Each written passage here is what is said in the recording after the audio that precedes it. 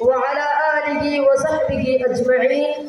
أما بعد فأعوذ بالله من الشيطان الرجيم. بسم الله الرحمن الرحيم. واعبدوا الله ولا تشركوا به شيئا وبالوالدين إحسانا وبذي القربى واليتامى والمساكين والجار ذي القربى والجار الجنب. محترم صدر مجلس، حکم صاحبان، مشفق و مربی اساتذہ کرام، میرے دینی اور اسلامی بھائیوں اور بہنوں، آج کے اس سالانہ انجمن میں میرا موضوع ہے پڑوسیوں کے حقوق. محترم حضرات، ابھی میں نے آپ لوگوں کے سامنے ایک آیت کریمہ پڑھی ہے. اس کا ترجمہ ہے کہ وَاعْبُدُوا اللَّهَ وَلَا تُشْرِكُوا بِهِ شَيْئًا، اللہ کی عبادت کرو اور اس کے ساتھ کسی کو شریک نہ کرو. وَبِالْوَالِدَيْنِ إِحْسَانًا، اور ماں باپ کے ساتھ نیک سلوک و احسان کرو. وَبِذِي الْقُرْبَى وَالْيَتَامَى، اور رشتہ داروں اور یتیموں سے. وَالْمَسَاکِینِ، اور مسکینوں سے. وَالْجَارِ ذِی الْقُرْبَى وَالْجَارِ الْجُنُبِ، اور قرابت ہمسایہ سے اور اجنبی ہمسایہ سے. اس آیت کریمہ میں پڑوسی سے مراد صرف وہ پڑوسی نہیں جس سے قرابت داری ہو، بلکہ یہاں پر وہ پڑوسی مراد ہے جو رشتہ دار ہو یا غیر رشتہ دار، سب کے ساتھ حسن و سلوک اور احسان کا معاملہ کیا جائے. معزز حضرات، آئیے اب پڑوسیوں کے حقوق کے متعلق احادیث نبویہ سماعت فرمائیں. حضرت عائشہ رضی اللہ عنہا سے روایت ہے کہ رسول اللہ صلی اللہ علیہ وسلم نے ارشاد فرمایا: ما زال جبریل یوصینی بالجار حتی ظننت انہ سیورث. جبریل علیہ السلام برابر مجھے پڑوسیوں کے بارے میں وصیت کرتے رہے، یہاں تک کہ مجھے گمان ہونے لگا کہ آپ پڑوسیوں کو بھی وارث بنائیں گے. سامعین کرام، کیا ہم نے کبھی غور کیا کہ ایک پڑوسی کا حق دوسرے پڑوسی پر کیا ہے؟ آخر کیا ہوتا ہے کہ ہم اپنے پڑوسیوں سے نفرت کرتے ہیں اور اپنے پڑوسیوں کو ستاتے ہیں. یاد رکھیں کہ جو شخص بھی اپنے پڑوسیوں کو ستاتا ہے یا تکلیف پہنچاتا ہے تو وہ حقیقی مسلمان نہیں.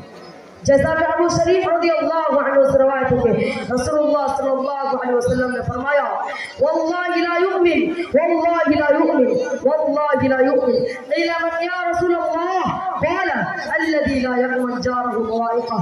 اللہ کی قسم مومن نہیں، اللہ کی قسم مومن نہیں، اللہ کی قسم مومن نہیں. صحابہ کرام نے پوچھا: اے اللہ کے رسول، وہ کون ہے؟ آپ صلی اللہ علیہ وسلم نے فرمایا: جس کا پڑوسی اس کی شرارتوں سے محفوظ نہ ہو. اس لیے جو شخص سچا اور پکا مومن بننا چاہتا ہے اور آخرت کے دن پر ایمان رکھتا ہے، اسے چاہیے کہ وہ اپنے پڑوسی کو نہ ستائے بلکہ اس کے ساتھ اچھا سلوک کرے.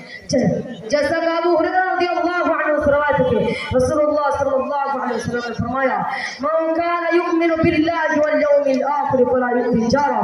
جو اللہ اور آخرت کے دن پر ایمان رکھتا ہے اسے چاہیے کہ اپنے پڑوسی کو تکلیف نہ پہنچائے. اور ایک حدیث میں ابو ہریرہ رضی اللہ عنہ سے روایت ہے کہ رسول اللہ صلی اللہ علیہ وسلم سے کہا گیا کہ اے اللہ کے رسول صلی اللہ علیہ وسلم، فلا عورت رات کو قیام کرتی ہے، دن میں روزہ رکھتی ہے، نیک کام کرتی ہے اور صدقہ کرتی ہے، مگر پڑوسیوں کو اپنی زبان سے تکلیف پہنچاتی ہے.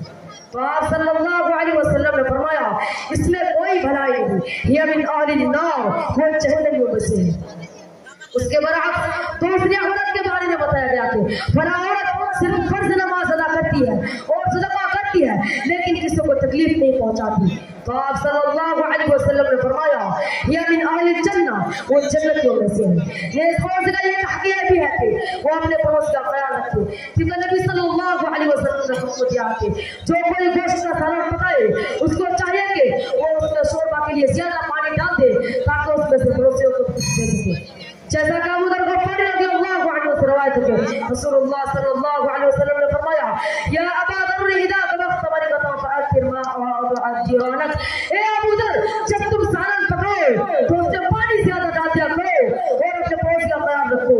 محترم حضرات، ان تمام دلائل سے ایک بات واضح ہو جاتی ہے کہ ایک پڑوسی کا دوسرے پڑوسی پر حق ہے کہ وہ اسے نہ ستائے اور نہ تکلیف دے، اس کے ساتھ اچھا سلوک کرے اور اچھا اخلاق سے پیش آئے. کیونکہ پڑوسیوں کے ستانے سے کوئی بھی مسلمان سچا مومن نہیں ہو سکتا. نیز پڑوسی کو تکلیف تکلیف دینا اور اس سے بدکلامی کرنا دخول جہنم کا ذریعہ ہے، جبکہ پڑوسی کے ساتھ احسان کرنا اپنی آخرت سنوارنا ہے۔ آخر میں اس شہر کے ساتھ اپنی بات کو ختم کرنا چاہوں گا کہ درد دل کے واسطے پیدا کیا انسان کو، درد دل کے واسطے پیدا کیا انسان کو، ورنہ طاعت کے لیے کچھ کم نہ تھے۔ اب آخر میں اللہ رب العالمین سے دعا کروں کہ ہمیں پڑوسیوں کے حقوق ادا کرنے کی توفیق عطا فرما، آمین۔ وآخر دعوانا الحمدللہ رب العالمین، والسلام علیکم ورحمۃ اللہ وبرکاتہ۔ وعلیکم السلام ورحمۃ اللہ وبرکاتہ۔